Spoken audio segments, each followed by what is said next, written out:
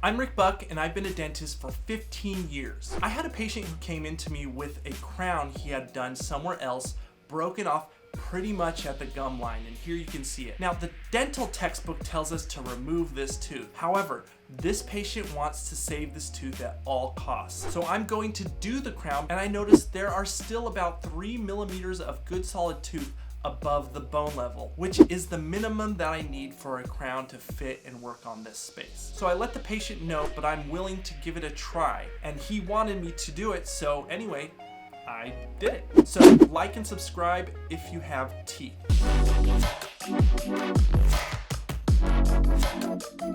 Okay, so once we numb the patient, we're going to get straight into it. To put a crown on solid tooth, I need to drill below the gum level. Drilling below the gum level means the gums are going to take a little bit of a beating when I drill there, because you can't drill the tooth below the gum level without hitting the gums at the same time. Knowing that, the rest of the procedure is actually kind of easy. We just drill around the circumference of the tooth to make a nicely formed stump, or prep as us dentists call it, which is just another word for a tooth preparation for a crown. Now let me share with you some of the technicalities that you may not know that I'm doing while I'm drilling this. What we're trying to do is get the tooth so that the walls of the tooth prep all the way around the circumference converge at a 5 to 10 degree angle. In other words, we want all the walls of this stump left over to be less than parallel all the way around the perimeter, but just a little less. That way a crown, which you'll see in a moment,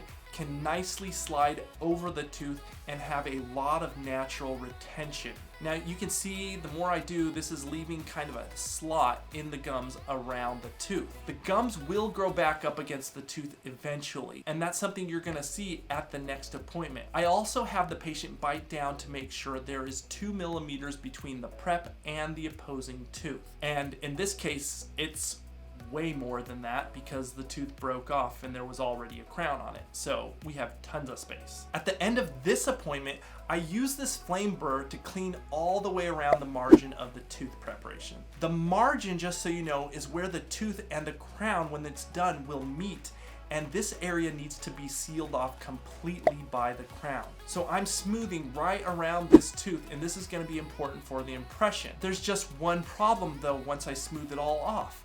It starts to bleed quite a bit, and so I have this liquid called Viscostat to stop the bleeding.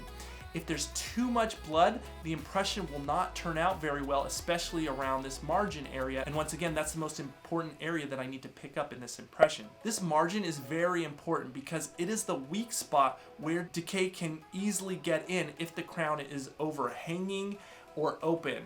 In other words, this needs to be flush. So to get a great seal at the margin, we need a great impression of this area for the lab to know exactly where the tooth is supposed to end and the crown is supposed to begin. And this needs to be so smooth when the crown is done. You can see when I rinse the Viscostat away, it does mostly stop the bleeding. All that space that I've drilled away around the tooth and above the tooth is negative space that will be filled in with a crown that needs to be at least 2 millimeters of thickness to prevent the fracturing of the crown in the future. Next, in my practice, I do a 2-step impression.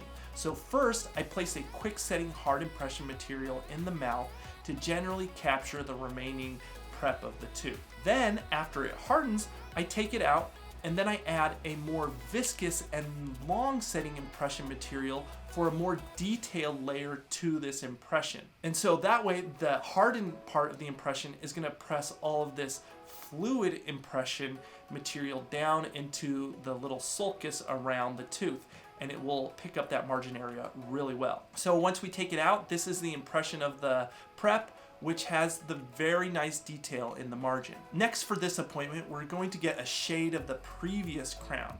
And I'm only doing this as a precautionary measure because in this case, we're going to have the previous crown and we're just gonna send it to the lab so they can match the shade of the new tooth to the shade of the old one, getting an almost perfectly matching crown. So we're gonna send that impression and the shade to the lab, but while we're waiting, we're gonna put this patient in a temporary crown because it will take the dental lab a few weeks to make the new permanent crown. And here we are filling up the impression with the temporary crown material.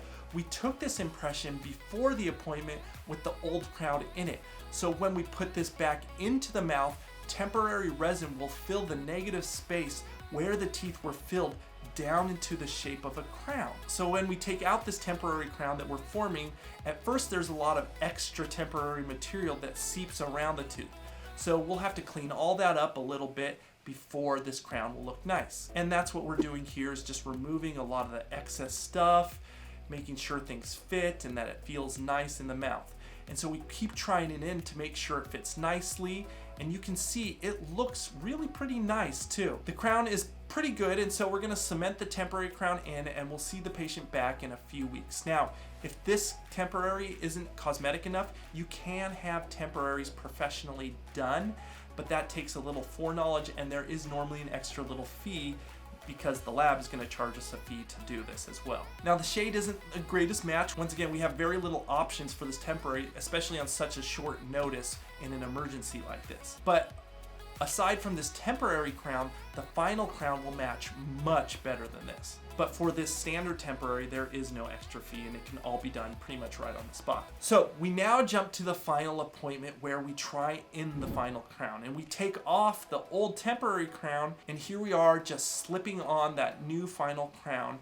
And what we're doing is checking 5 criteria as we put the crown on. And if those 5 criteria are met, then we have an acceptable crown. So because the patient is happy with the cosmetics and the 4 other criteria are now acceptable, then we dry the tooth prep, and then we put permanent cement in the crown and have the patient bite that crown into place. And here is the final crown. And once again, let's give you kind of a before and after, and you can just kind of check out the crown.